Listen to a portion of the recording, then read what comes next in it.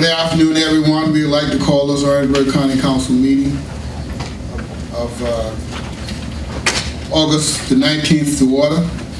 We're going to ask Mr. Ravenel to give us a moment of thanks before we move forward.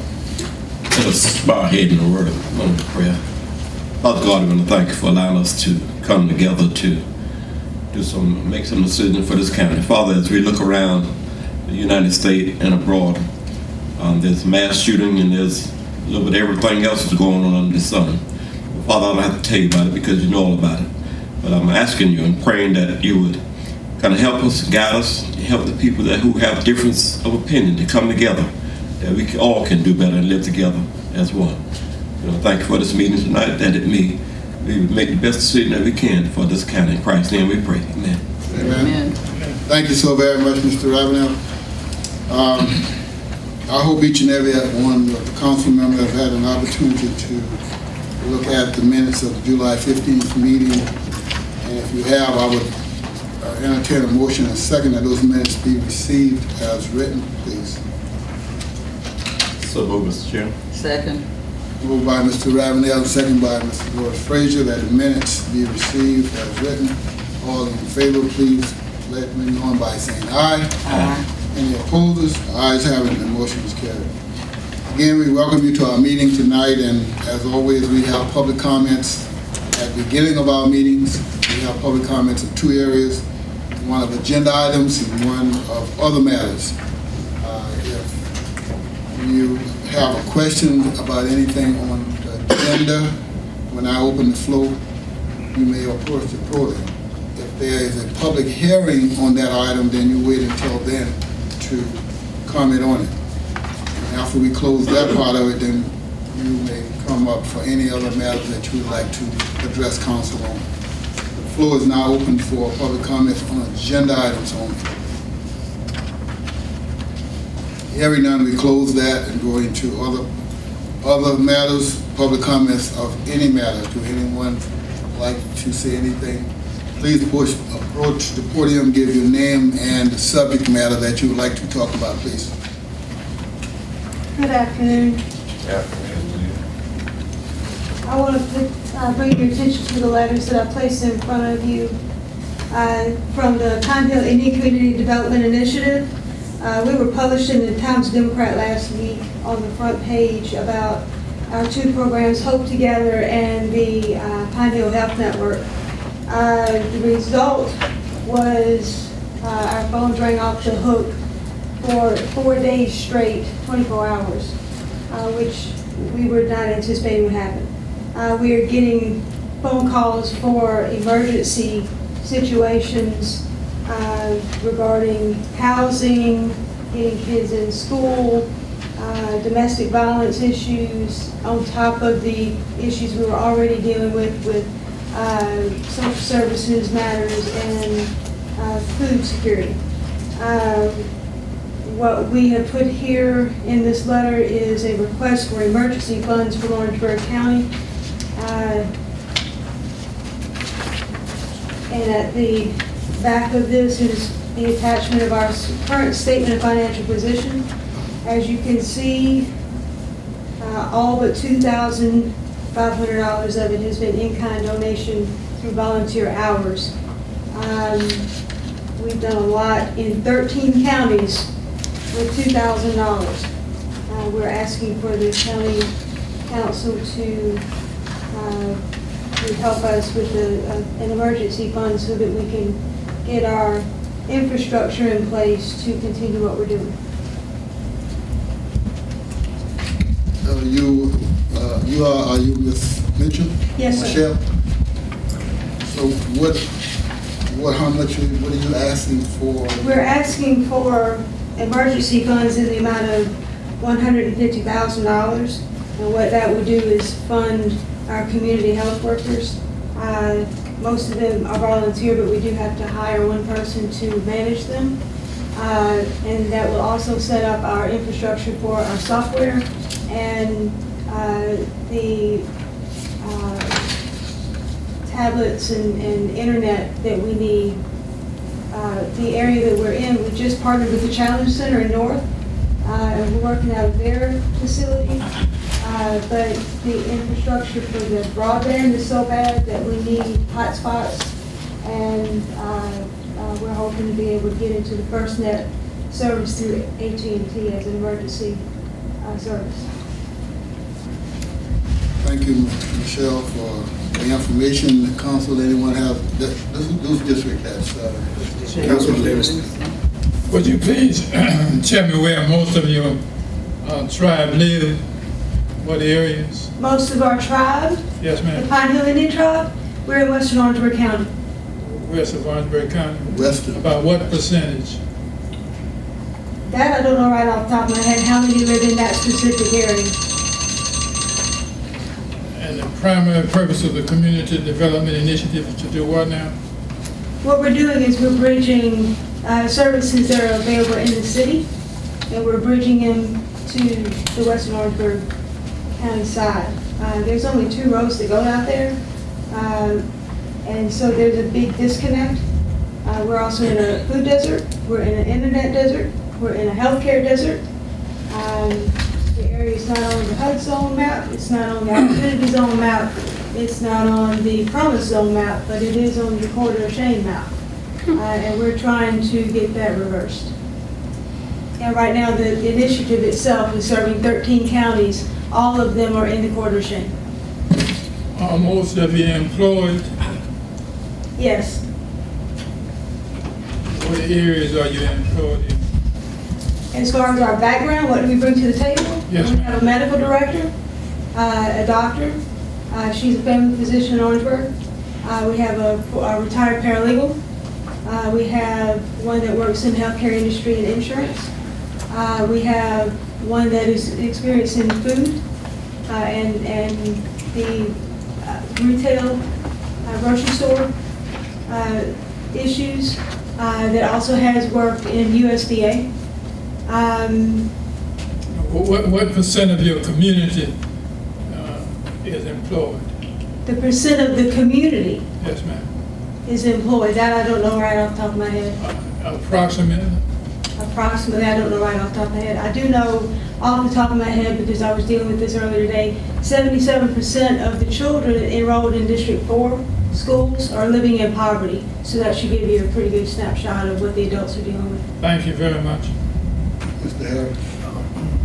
I think if our grant go through the internet, that'll take care of your internet problem up there, because approximately $5 million Right. of the $14 million grant will be going in the North Pine Hill area, so that'll take care of your internet problem. Do you know when that will, Have you talked with Councilman Livingston? I've been trying to reach him. He is the councilman from that That area, area, right. and he should be abreast of what's going on, and your direction should be to him, and then we all work together to try to Right. do what we can for you. Okay, thank you so much, Mr. Livingston had Dr. Martin, so he didn't make it back in time, but Okay. you try to touch him, okay? All right. Thank you so much. Anyone else? Yes, sir. Good evening. Good evening. I'm Darrell Beatball, and I live down on Ellis Avenue. I mean, we've been having an ongoing problem for a number of years with a nightclub over at Chestnut Square, over by Popeyes. It's noisy, there's had several gun incidents over there, where they're shooting across that parking lot, don't know where it's going. But it's just noisy, and nobody can seem to tell me how they can stay over there till 6 or 7 o'clock in the morning. Did talk to the sheriff today. He said the ordinance had to be changed. He said as long as that owner doesn't sell alcohol, that they can stay there as long as they want. And I think the ordinance says that they do sell alcohol. They really don't. Or whatever. Maybe I've got it backwards. But anyway, as long as they don't sell it, they can stay there as long as they want. He can't do anything about it. That's what he told me today. And the ordinance has got to be changed so we can have some peace and quiet over there. And not have guns shot over there and bullets going all across this neighborhood we live in. You know, I just don't know what else to do. And I've been after this for several years now. I've talked to Mr. Owens, and he's been doing his best to try to get something done about it, but it's just not getting anywhere. We had passed an order, that was for, what we understood that time, though, for a club that they had to do. No, sir, it that was- dealt with countywide, but it's, we'd have to go do some research and see whether or not the piece about the 2 o'clock and the 6 o'clock had exact references to consumption or sale, as he said. But there was an ordinance, and I think it's something we did back in 2015. We did. We'll research that. Our ordinance says that 2 AM, you gotta vacate the premises, doesn't it? That's what. It does say that, but we'd have to do research because I'm not sure he referred to an aspect after he The talked. sheriff said as long as they're not selling alcohol over there, they don't have to leave at 2 o'clock, which I don't understand that. They wouldn't be in a nuisance. You know, 7 o'clock in the morning is not a good time to be out partying in the neighborhood. I don't think the ordinance had so much to do with alcohol as it is to disperse the crowd. Well, that ain't what he told me. He said, you know, you gotta get the ordinance changed so they can do something over there. And I think it needs to be done, because like I said, there's been several instances with gunshots over there. One Sunday morning I rode by, there must have been 50 of those little evidence tags, whatever they call them, in that parking lot. And those bullets were going somewhere. They weren't staying in that parking lot. Mr. Owens, you got something to say? Mr. Chairman, I think that, first of all, we should research the audience again. And if we find what I think is there, we need to write the sheriff a letter and explain to him what's in that ordinance. If it's not in there, let's do an amendment to put it in there. I would not like to live in any community like that bullets can come in my yard or cross the highway and hit me or my wife. I do know that I've had some problems with the sheriff. And those problems is he doesn't return the call. You can call him and ask him for something, he doesn't do it. I don't know whether he's gonna run again or he's already retired. But I wish he'd make up his mind. If he retired, tell him to pull off his badge. I'm tired of it, because I get more calls than anybody sitting in here every day. We'll follow your protocol, Mr. Owens. He said he's not here, so let's I don't care if he's here. talk to him. No, I'm not saying when he's there. Okay. All right. Well, I appreciate the help you give me. All right. Thank you so much. Any other concern at this time? Yes, ma'am, please. Hello, how you guys doing? I'm only gonna come up here just to respond, just to help out the sir who just came up about that club, Atlantis. Name, please. Paige Waymer. Please, thank you. I do know for sure that it's not a place that sells alcohol. It's a BYOB. There is armed security there when you come on property now. Because the last accident that they did actually have there, I was in the parking lot and I left maybe 5 minutes before the accident actually did start. So now when you go to that particular location, you have to, once you pull onto the property, have your car completely searched by armed security. And it's a minimal fee to actually get in. And usually that crowd comes together after the club. It's after the club's place, where they go in and they, do whatever it is they do. I don't normally go on the inside because I like to see the grill man. So mainly most of the people that are there are going to get something to eat, because that's where the people who got food trucks or grills, they sell food around in Orangeburg, that's where they go. So that's just me trying to help him out on, what his problem may actually be with that location. And everything else, like I said, you might have to talk to the sheriff about that, but that's just my opinion and from my own personal research that I'm actually doing with that space as well. So. Mr. Chairman. Thank you. Yes, sir. Yes, sir. He said, anything else you have to talk to the sheriff about it? Yeah. Does the sheriff ever come out there? There are police officers that are out there. There are armed police officers. Why do you go out there? Why do I go out there? Yes, ma'am. Because I usually propagate late at night. I'm a night owl. So I work during the day early and I sleep in the mid-afternoons. And when I wake up, it's usually around about 11 or 12 o'clock at night. So I go out there, usually get something to eat or to sit down and talk to my friends.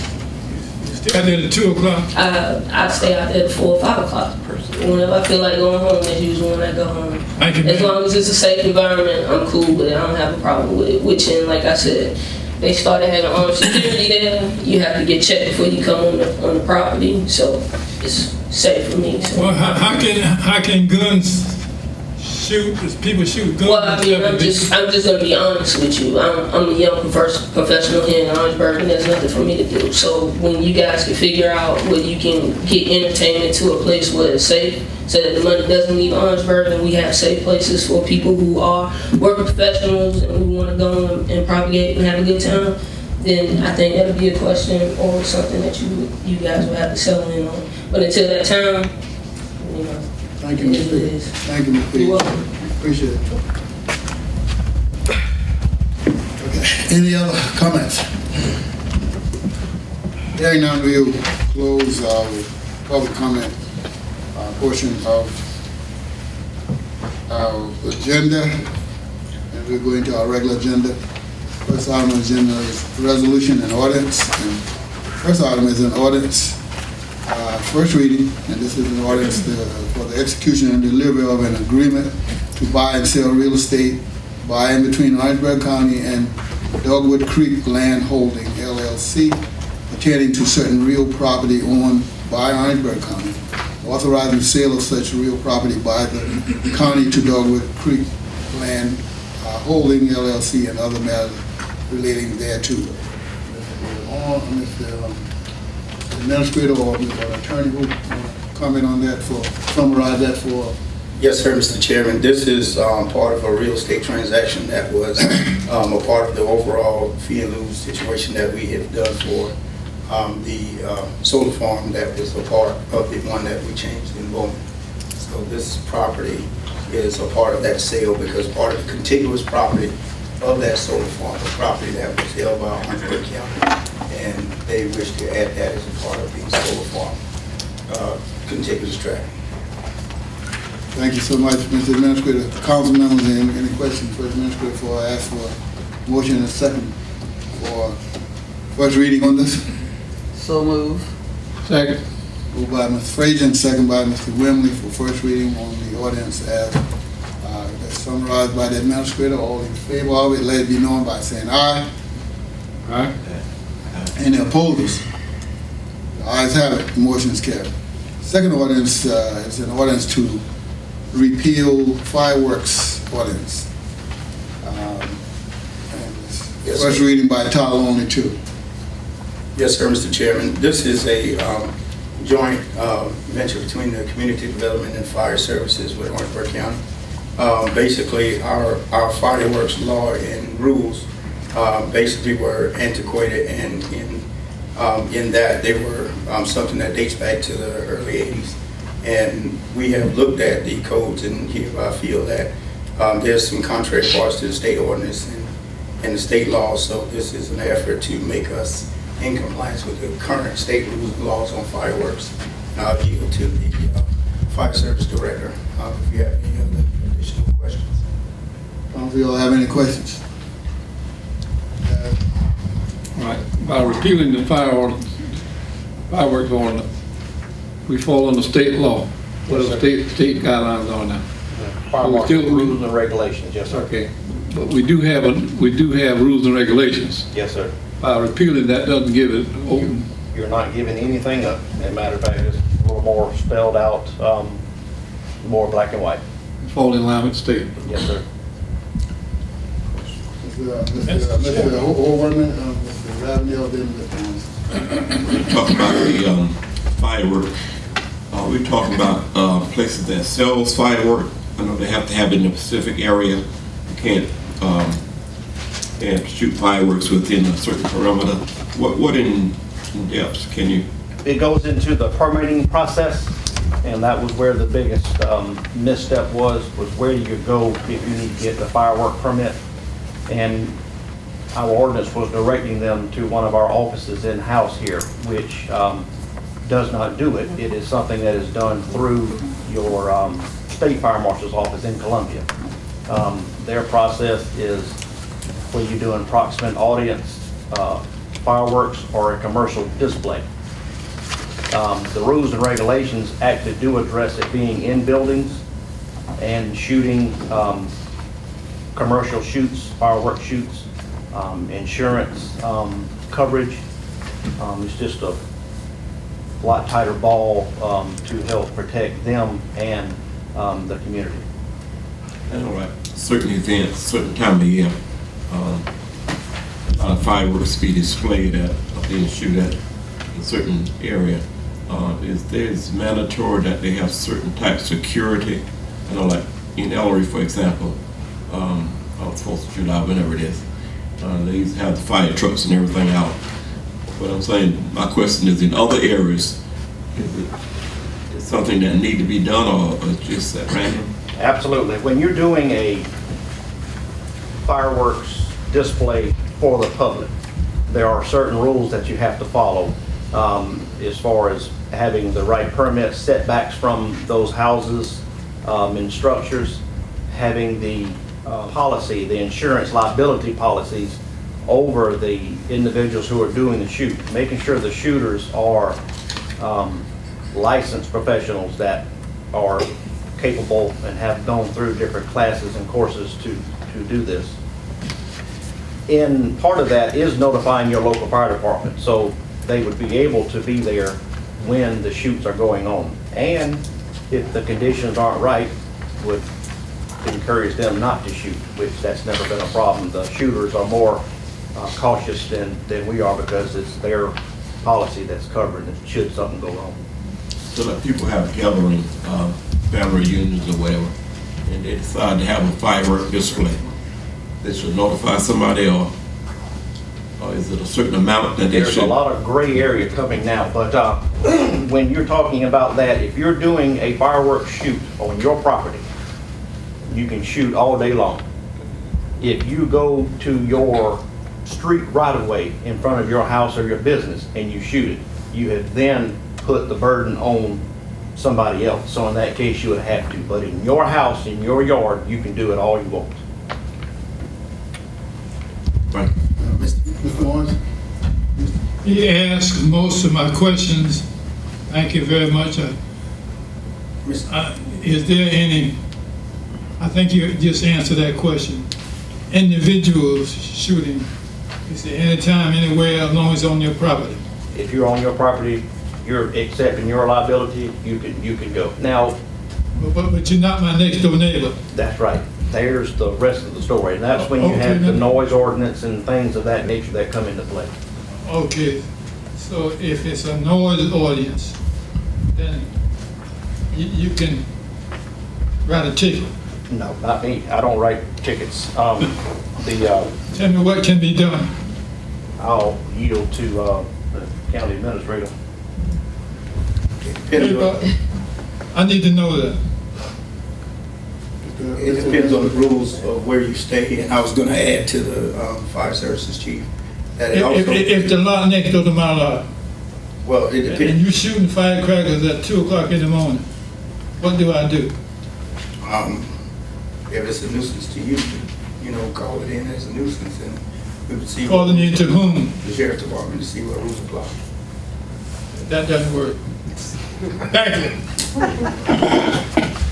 I might also add to the fire services director statement, you have to keep in mind if you live within city limits, or some HOAs or subdivisions have HOA statements against certain things. So it's, I know we were talking about your property, but there are still rules within the general areas of certain municipalities that do not allow it. So check your rules before you do it.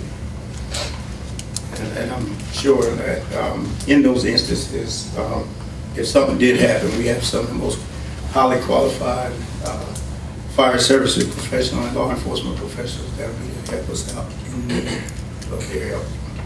Thank you very much. Questions or motion to? I'll come with. Second. Moved by Mr. Remley, second by Mr. Brown. We pass it. All in favor, say aye. Aye. Any opposes? Ayes have it.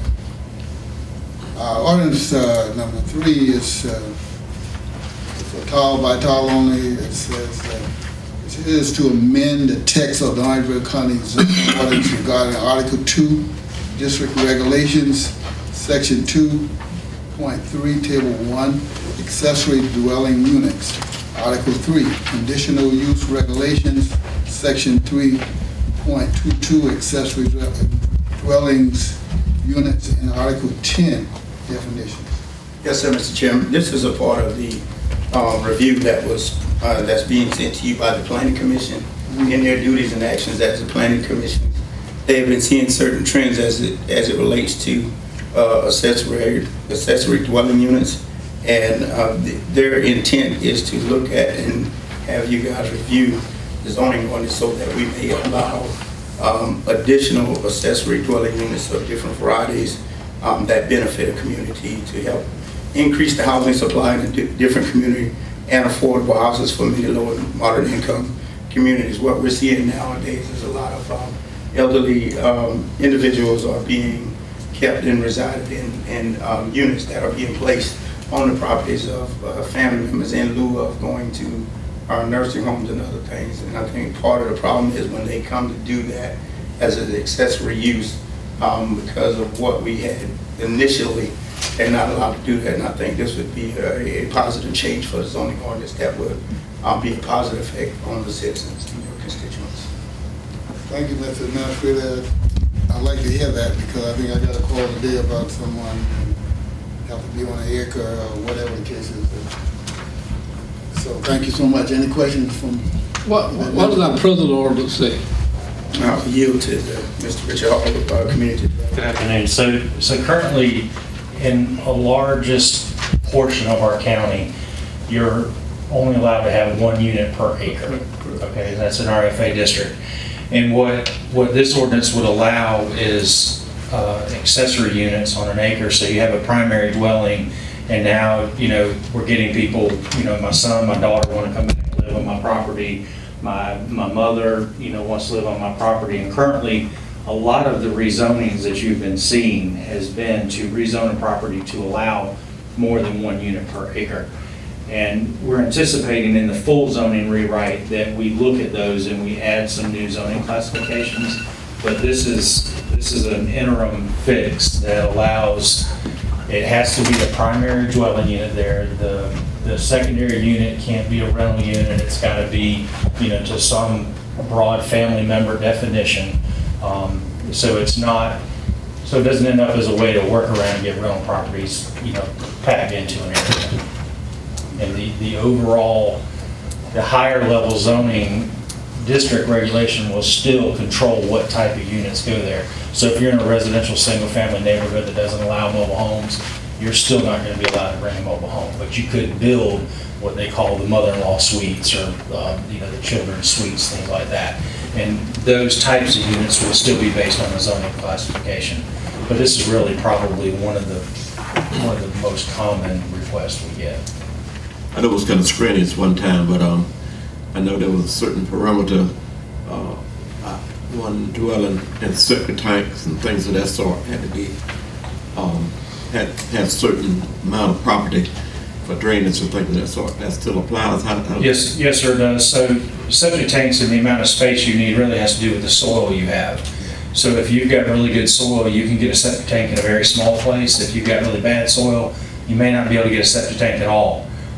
So our zoning classification rural community allows for as many uses as you can get on that property that meet DHEC requirements for a septic tank approval. You would still have to meet all of DHEC requirements and all the other zoning requirements to do this. So if you don't have the ability to get a second septic tank on there, then you wouldn't be able to do it. Like a septic tank, then you got a pump well water. Yes, sir. A lot of stimulation that's overplayed. But I understand when you said DHEC. Yeah, all those rules would still apply. Okay. Thank you. Any other? Thank you, Richard. Thank you. And I'll talk to you after that. Yes, sir. Could I get a motion in a second? So move, Mr. Chairman. Second, Mr. Chairman.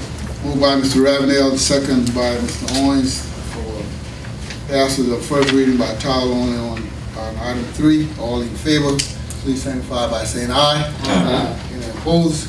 Ayes have it, motion is carried. Planning Commission resolution ordinance first reading. Item 4 is the consideration of a request from Terry L. Hewitt Sr. to rezone property located at 449 Mango Street, tax map number 017-308-16-003, and 455 Mingo Street, tax map number 0173-08-16-02 in Orangeburg, from residential general to commercial general for the purpose of establishing a business. Yes, sir, Mr. Chairman. The Planning Commission met on August 14, 2019, to discuss the request from Mr. Terry L. Hewitt Sr. To have a property located at 449 and 455 Mango Street in Orangeburg in Council District 5, rezoned from residential general to commercial general for the purpose of establishing a business. The site is basically made up of two lots. The front of the location, residential street, Mingo Street, and it's adjacent to the property is north and west and south that are zone RG. The surrounding development is predominantly single-family residential, multifamily residential, and South Carolina State University Village campus housing. The existing property is currently vacant and overgrown, undeveloped lot. Property has 4 existing structures and 1 closed commercial building, storage building, and 2 residents.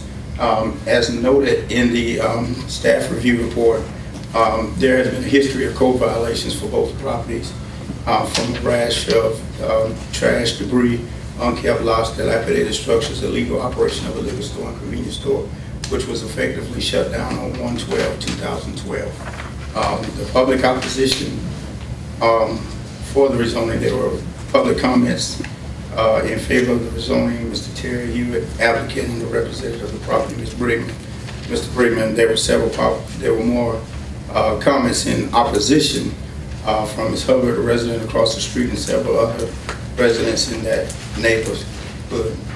With hearing the whole status of the Planning Commission meeting, hearing from both sides of the on that particular issue, the Planning Commission members voiced their understanding to the citizens and concerns, and they basically have sent you a letter of disapproving that particular zoning request, and it's been presented to you as a disapprovement from the Orangeburg County Planning Commission, and it is being said to be not consistent with the comp plan and not in conditions since the adaptive ordinance, and they are being stated to you as a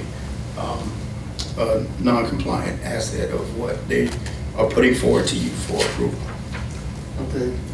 You finished, Mr. Administrator? Yes, sir. So what we have here, when we said Planning Commission resolution ordinance, if they disapprove it and we disapprove, what do we pass this as what? You will vote to uphold. You will vote to uphold the Planning Commission's recommendation, or choose to give a different one. All right. Council, we got any questions, or do I get a motion? Mr. Chairman, I move that we vote to uphold the Planning Commission position. Second. Moved by Mr. Owens, second by Ms. Frazier, that we uphold the Planning Commission recommendation on this item. All in favor, let it be known by saying aye. Aye. Any opposers? Ayes have it. Motion is carried. Thank you. Item 5 is a resolution authorizing the assignment of a fee in lieu of ad valorem taxes agreement between Orangeburg County and Eagle Solar Group LLC to Aurora Solar LLC and providing for related matters. Yes, sir, Mr. Chairman. This is a assignment of fee in lieu based upon a company that has previously been approved for fee in lieu, is in the process of sale of that company and wish to transfer the fee in lieu agreement to the new company. We've been made aware that we have some certain parameters behind those types of exchanges that we would like to make sure that the fee in lieu that is being passed on is conducive to the company that is being passed on to from the standpoint of their economic development vitality, where they stand, and the number of jobs and things that they create. We're in the process of discussing that, but this is being presented to you as a resolution to make the exchange with the understanding that a agreement on the change of the fee in lieu will be forthcoming. Thank you, Mr. Administrator. Council, any questions? Tonight, I entertain a motion second. Mr. Chairman, I move that we authorize the resolution fee in lieu, also that we leave the fee in lieu open for negotiations with the new solar farm question. And that way we could work with the new group if there's any changes to be made. Okay, We have that option. all right. Could I get a second then a question, John? Could I get a second on that? Second. John? Yeah, my question is, one solar company selling out to another, correct? Yes, sir. And we are honoring all of the same fee in lieu, and there's nothing, no changes, everything is basically the same as. Well, we're proposing a change and that has to be negotiated. My motion is that we Negotiate go back change. and negotiate as an option Negotiate. with the new company. It doesn't say we change it, it says we gotta go back and. I just want to make sure we're not just changing it and then everything just falling into place as there's the same first solar farm, and then we just go into the next one that we honor all of the agreement and everything that have been done with the first one. I think it's gonna be a working relationship. I'd like a clarification. As I understand your motion, you're saying that you moved to pass a resolution contingent on there being a negotiation, not necessarily another deal, but a negotiation with the prospect to adopt the solar policy or some. On the fee in lieu, We can, she's here. recognize the chairman. Yes. You want I to have say? with me Miss Laura Klein from Eagle Solar. Excuse me. She can say a few words on behalf of, if needed. If y'all council members, y'all want her to comment on that? Mr. Chairman, because of the economic development nature, if we do that, I would have to advise you to go into executive session on that. Okay, yeah, Mr. Attorney. May I add one thing? This project was entered into in February of 2018. Prior to this. So it was subsequent to the policy being adopted in 2017. So it does fall in the parameters of the solar policy already. Clarification, Mr. Attorney. Yes, sir. It does what now? It does fall under the parameters of the policy. The solar policy was ratified in December of 2017. This deal was entered into in February of 2018. So it does fall under the parameters of the solar policy, and they have to adhere to it. So the motion is proper that we can negotiate with the company if they so desire. You could always renegotiate, Chairman. The present agreement allows for an assignment, but it cannot be authorized without a resolution from council. And there is specific language in there that says that authority or consent would not be unreasonably held. I understand and I don't understand. Yes, sir. You're saying that the new company, the door is open for renegotiating, correct? Always, yes, sir. Okay. So under the first, second, and third reading, we can go back into it and make changes. The resolution is to approve the assignment. If there's any change to the present SSRC fee agreement, it would have to be by amendment, 3 readings, and an ordinance, 3 readings, and public hearing. And that's what Same thing we've done Yeah, in the for past. Project Bowman, Project Huntley, and Project Cometo plans. Same thing. Got it? And so to confirm, this resolution is being passed, it is not contingent on anything. It is. It's just giving them the authority. You're to go ahead. passing the resolution to allow the assignment, and there are no qualifications. Thank you, sir. It has been moved by Mr. Wimley earlier and seconded by Mr. Norris for passage of this resolution. So all in favor of it, let me know by saying aye. Aye. Any opposed? The ayes have it. Thank you. Item number 6 is a resolution honoring 100-year anniversary of the RMC, and it reads as follows. State of South Carolina, County of Orangeburg, resolution honoring RMC 100-year anniversary. Whereas in August of 1919, the Regional Medical Center of today originated as a small private hospital on the on East Glover Street, started by Dr. Charles A. Mobley, who understood the need for a new hospital to serve the patients and family of Orangeburg. Whereas in 1933, the Tri-County Hospital Association was organized and was granted a charter to acquire and operate a hospital in the city of Orangeburg. And the new property opened on Caroline Avenue on August 19, 1937. There's 82 employees and a capacity of 100 beds.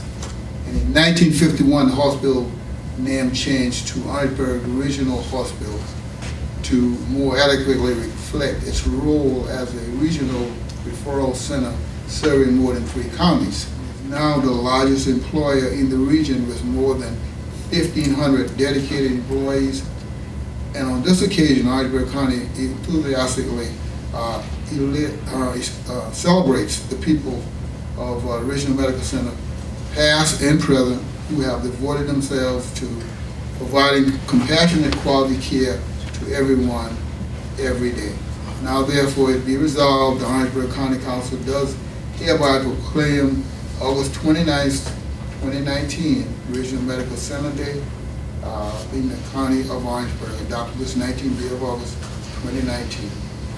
Attested by Ms. Connie Ann Porty and signed by the Chairman, Johnny Wright Sr. Can I get a motion second for? Second. Get a motion, I guess. So moved. Second. Moved by Mr. Lewis and second by Mr. Owens that we pass the resolution honoring 20th anniversary for the hospital. All in favor of that, let me know by saying aye. Aye. Any opposers? Ayes have it, the motion is carried.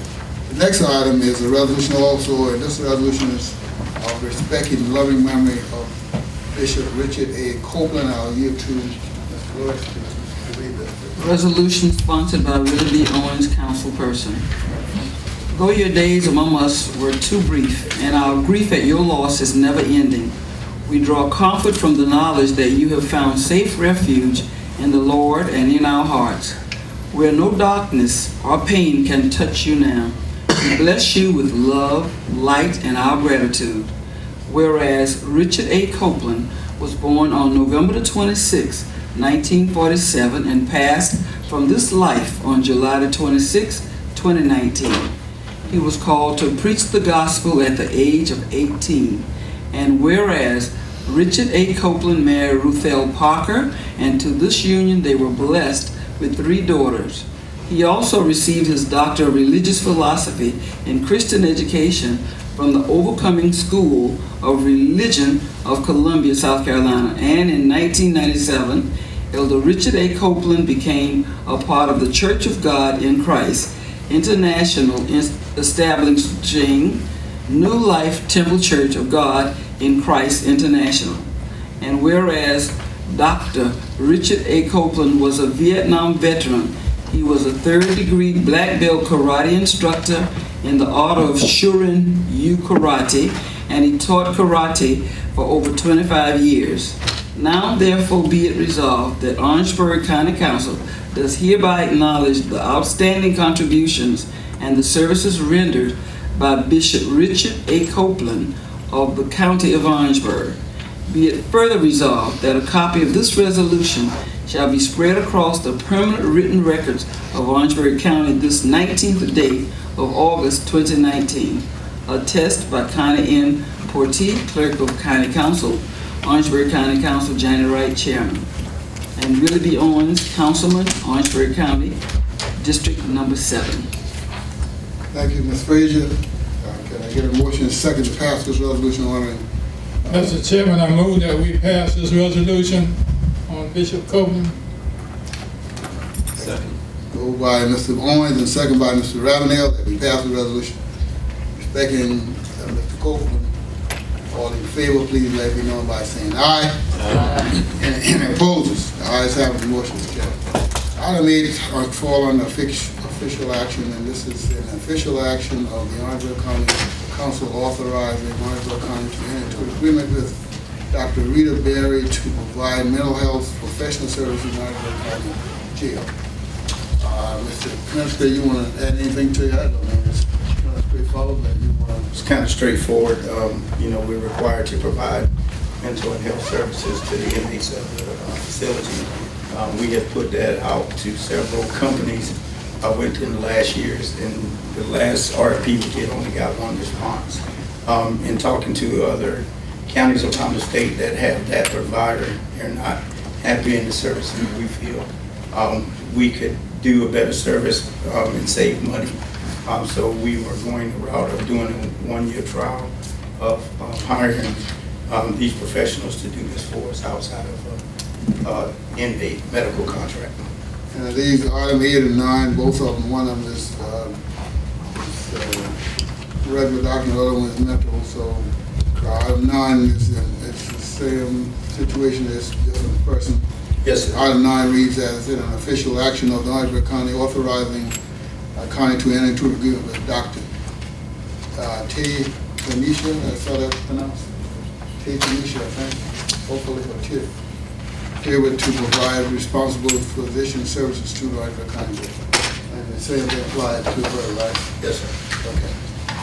Any questions, anybody on council? Not, could I get a motion second to pass item 8 and 9? So moved, Mr. Chairman. Second. Moved by Mr. Wimley, second by Mr. Frazier, that we pass item 8 and 9 as explained by the administrator for those professional services. All in favor, please say aye. Aye. Any opposers? Ayes have it. Motion is carried. Item 10 is an official action of the Orangeburg County Council authorizing Orangeburg County to enter into an agreement with Orangeburg County Sheriff's Office and Orangeburg County School District for security detail services during the 2019-2020 school year. Mr. Mesker, you want to summarize anything maybe? Yes, sir, Mr. Chairman. This is a agreement that we do yearly with the school districts, and because we are consolidated now, makes this action a whole lot more simpler because we deal with one one school district now for the detail services, and this allows us to perform the duties of the school resource officers within the confines of the school districts. And I might say that with all we have as far as school shootings and other active situations, the brave men and women of our Sheriff's Department are definitely needed with their skill and training to be able to keep our children safe. Thank you, sir. Yes, sir. I'd like to ask that we do a little grammar correction in this, whereas it reads Orangeburg County Sheriff's Office and the former Orangeburg County Consolidated School District 3, 4, and 5, let it read that Orangeburg County Sheriff's Department and the Orangeburg County Consolidated School District, and leave out 3, 4, and 5, and let's put it like it is now. We're in a new era now. That's just part of the whereas history. And the history is, first paragraph, we've always had this contract. Second paragraph is those districts are now dissolved and there's a new district. The third paragraph is we want to enter into the same kind of contract with a new district. Okay. The administrator can answer this. I know the school pays for the resource officers, and how that intermingle? Well, the history of it, Orangeburg County started off doing school resource officer grants. Matter of fact, we were one of the #1 people in the state as far as doing that, so we were way ahead of the curve. And over the years, the state saw fit to fund school districts for that, for the ones who didn't get grants. And now it falls under the auspice of the school district. Now I must caveat that in protection of the Sheriff's Department, the school district can either do that contract with the Sheriff's Department, or they could hire a private security detail. So most of them have hired school resource officers or public safety officers, but in some cases in the old district, there were 1 or 2 schools that did secure contracts with private security. Well, it's outlined in the agreement what the responsibilities are, but keep in mind our sheriff deputies are trained professionals. They know the law and what their boundaries are. But now I have to caveat that the responsibility for being in the school does not fall on the Sheriff's Department. The responsibility falls on the school district to contract or provide security, and they can do that through the sheriff's office or through a private security detail. Thankfully, most of our schools have the sheriff's department and public safety, depending on their proximity to the city. Now, under the new consolidated district, and I would have to yield to the sheriff, I'm not sure if any contracts have been issued for private security or not, but from my knowledge, I think most of it's done by the city of Orangeburg and the sheriff's department. My question is, with all of the mass shooting that we're having in this country, Sheriff Ravenel, will you be training our folk at the schools for active shooter training? Will you be doing any of that? We've been doing all that. We do school walkthroughs, we do active shooter training at the schools every once or twice a year. So we've been doing all of that way before this. So we basically, if something comes, we about as ready. I mean, there's always room for improvement, but we are definitely on top of that. We've been training our guys with not only ourselves, but other agencies, with SLED, DEA, and everybody else. So we've been on top of that for many years now. Thank you. Mr. Harris? How many schools we got in the county? How many officers it takes just to cover the schools? I can read you the schools that are. How many? What just the number? Howard Middle School, Orangeburg Wilkinson High School, Edisto High School, Carver Edisto Middle School, Hunter Kiner Tyler High School, Ranchville High School, Bethune-Bowman High School, Lake Marion High School, Holly Hill Middle School, and Coke Career Center. And then these resource officers had the same training as the regular Yes, sir. officer, right? Yes, sir. Yes, sir. They qualified police officers. Yes, sir. They are regular deputies, class 1 deputies that's been through all the training, and also the school resource officers training. So they have to be certified school resource officers also. So that's training that's all across the state, that's standard training. Yes, sir. What about elementary and kindergarten? You know, when they kill those 20 kindergarten kids, that made me mad as hell. Yeah. Nothing been done. Yeah, I agree with you. But, That's just as important as 10, 11, 12 grade. Right. Well, we don't pick the schools that we go in. We pick the schools that you contract us to go in. No, I mean, we need to contract you for every school we have, or somebody for every school we have. I agree. Like, keep in mind, some of those schools that were on that list were combined schools that are K through 12 also. But like I said, the paradigm has shifted. The state gives the funding now to the school districts, and the school district's responsibility is to go out and seek security services, whether it's through the county sheriff's department or the private security. I agree with you 100% because I have children in the public school system. So make sure they're safe, but the onus is on the school district to make the contracts, and we contract with what they provide us. I'm gonna suggest that we offer financial resources that every school will have some type of security. It may not be through the sheriff office, but it may be through some other source. Don't leave it up to chance. I agree, and I think that's All right, you need a motion? Yes, sir. So move. Second.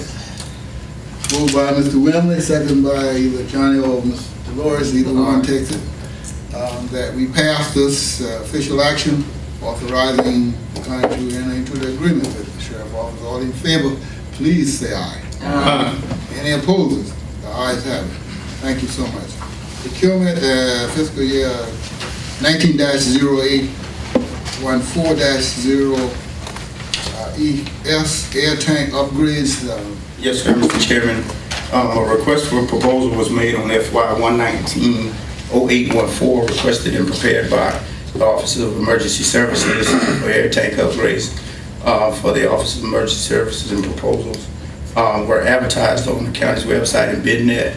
They were due back on August the 14th, and we received one proposal from Anderson Fire and Safety in the amount of $84,184.93. Local and state preferences were given. The highest ranked respondent recommended, and they were recommended to be accepted by the director, Mr. Staley, and through procurement, everything was told to be in line. These are necessary for the, once again, brave men and women who put their life on the line to help us as far as Office of Emergency Services in conjunction with the County Fire Services for air tanks that could be used for anything dealing with hazmat to fire to any other type of incidents. And to keep us OSHA compliant every so often, we need to replace these units so that we keep them safe as they volunteer to help us on there without any cause to their own lives and safety. Thank you, Mr. Administrator. Any questions from council on this? Hearing none, could I get a motion that we accept? So moved. Second. Moved by Mr. Wemley, second by Mr. Loris, that we pass this. All in favor, please say aye. Aye. Any opposed? Ayes have it, motion carried. Item E is an appointment of board commission. Under that, I have an appointment to the Orangeburg County Planning Commission for District 2. I yield to that person, Mr. Rabney. Mr. Chairman, council member, Antoine Williams, I'm appointed to the Planning Commission. But Harry had a little discrepancies about who the district gave me because he was on the line. But he told me a while back that he voted for me, so I don't know. Good to go. All right. But anyway. I'll second the motion. Okay, thank you. It has been moved and second, moved by Mr. Ravenel, District 2, and second by Mr. Wemley, that we appoint Antoine to the Planning Commission. All in favor, please say aye. Aye. Any opposed? Ayes have it. Motion is carried. We have a vote for executive session for the following economic development update according to the South Carolina Code as indicated for Project PISA, Project Eagle, Project Global, Project Yellow, and also we got number 2 as a legal briefing, legal briefing under the FOIA exemption. Could I get a motion and second for those? Mr. Chairman, I move that we go into executive session to discuss those items you just mentioned. Second. Moved by Mr. Owens, second by Mr. Wemley, that we go into executive session for the foresaid items that were mentioned. All in favor, please say aye. Any opposed? Ayes have it. Mr. Chairman. Yes, sir. Before we adjourn, can I back up a little bit? Yes, sir. Since the sheriff has come in, earlier tonight in public comment, there was some discussion on this nightclub over there off of Chestnut. Yes, sir. And I think there's a misinterpretation. I don't know whether we got the wording right in our ordinances, the way we wrote the ordinance. But I think we need to take a look at it and be advised by you whether we got enough in that ordinance to cover what needs to be covered. If not, we can amend it. But if we do have enough in there, we certainly would ask you to go ahead and enforce that ordinance for us. Okay, yes, sir. No, I don't think we have enough in there. Well, we had enough in there, but then, like everything else, people found a way to get around it. So what they've been doing is turning their liquor license in. That way, then our ordinance doesn't cover it. They can stay open all night, all the time. If we put something in there where we're saying that if they have alcohol on the premises at all, then in ordinance, then we can cover that. But right now, we just, we've had a few that's what they're doing now. They're just turning the state license back in, and it doesn't cover it. To change that, but Mark, if you can get just a little bit about what. Sheriff, Lieutenant Journey from the Sheriff's Office. Thank you, Sheriff.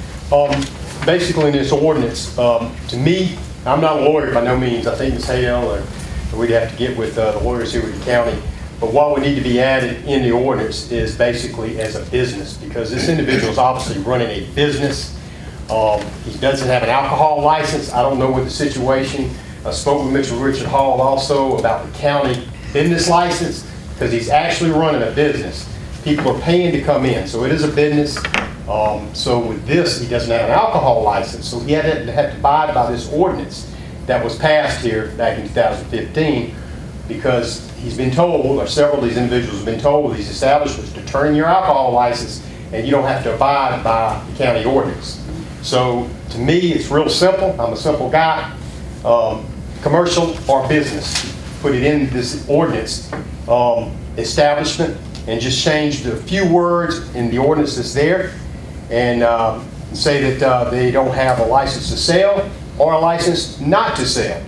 And if they would just add these few things within this ordinance on this one page of the ordinance, that would pretty much rectify this problem. Then we could go to these establishments and shut them down at 2:30 in the morning. And I'm a strong advocate. I understand people need freedom to go out and do things, but I think at 2:30 in the morning is enough. And we have enough problems after 2:30 and 6 o'clock with these clubs. I think what I heard it said, what make it determine that it's a business is that they are being paid to interest on the premises. So that makes it a business, correct? Sir, I So would consider it a business establishment that they're actually having people come in. They're not open to not make money. So they're there to make money. They're just not opening a business up to allow people to come in there. Now, that's just hard for me to believe that they're not actually opening these places to make money. In one particular club that got rid of his license is actually a strip club. And this goes on in the establishment in front of our office also. Say is simply this. I mean, a lot of people do, I guess, call y'all and complain. And I guess you do have how many constituencies in your district, but I have almost 100,000 in my district. And I appreciate you letting me know what's going on. But to get back to what you said earlier about responding and handling things, but this problem. When we passed the ordinance, one of the business owners apparently spoke with council, somebody on council, and this is what's been kind of holding things and changing things. This business owner the first one turned his license in, and then this guy turned his license in about a year ago, and this is when it started back up.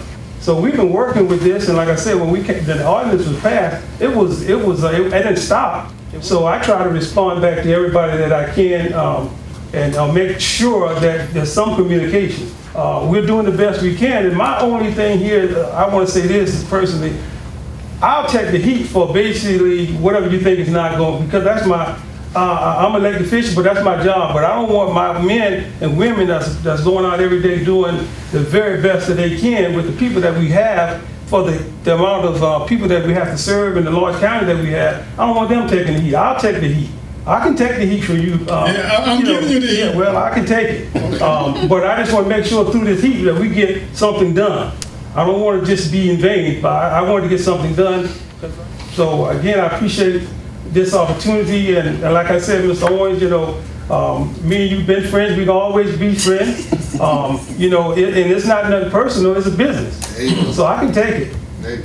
So I mean, just let me know what's going on. But like I said, I can take it. I just want to let people know what job that they're doing. Everything can be improved. Okay, thank you. Thank you. Sure, All right, let's see. Any other comments? Can I get a second? Harold, if you don't expound on where we at in the jail, Yes, sir. Your commitment to building the new jail is on point, because it's not adequate for what we're doing right now. And we just see that as a better overall aspect. What it will do in the end is not just about anything. A lot of times solving problems in this county and in county government is complex. You look at one problem and think it's easily solved without some other things involved. A lot of the response times that we have with the sheriff office and other things are due to some of the adequacy of what we have with our situation that will be helped by the new jail. The new Sally Port will allow multiple cars and officers to go into the Sally Port and the Sally Port area at the same time, whereas we're constricted right now at the old facility. There's an aspect in my job as the county administrator is to try to help support the overall philosophy of making the citizens better in this county, and I think we're doing that, and you will see the results once the new jail open. And we will definitely continue to work with all aspects of first responders in this community, because that's one thing that I pride myself on as administrator.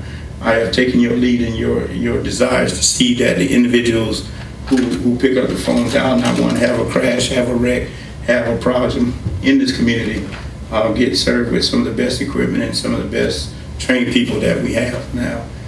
The sheriff spoke for himself about what he plans to do.